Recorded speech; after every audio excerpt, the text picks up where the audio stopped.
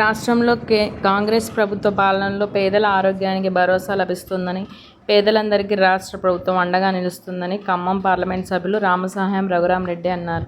Private, corporate హాస్పిటల్లో అత్యవసర వైద్య చికిత్సలు పొందిన పేదలను ఆదుకునేందుకు తన సిఫారసుతో మంజూరైన ముఖ్యమంత్రి సహాయ నిధి చెక్కులను మంగళవారం ఖమ్మంలోని గట్టై సెంటర్లో గల క్యాంపు కార్యాలయంలో పంపిణీ చేశారు.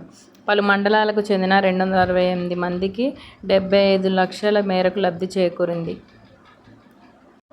ఈ సందర్భంగా మాజీ ఎమ్మెల్సీ బాల్సాని లక్ష్మీనారాయణ, టీపీసీసీ రాష్ట్ర ప్రధాన కార్యదర్శి మద్దినేని స్వర్ణకుమారి పాల్గొన్నారు.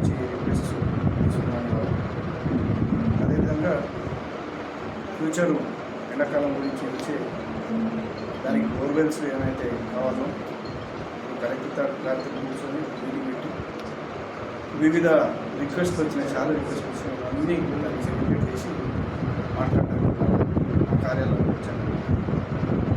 మిగతా రిక్వెస్ట్ కూడా ప్రోగ్రామ్స్ ప్రకారంగా ఇవాళ సాయంత్రం వరకు ఆ రిక్వెస్ట్ కూడా వస్తాయి. రేపటి ప్రోగ్రామ్ అయితే షెడ్యూల్ అయితే కొత్తగూడెం భద్రాచలంలో దిశా మీటింగ్, అక్కడ ఆ మీటింగ్ కూడా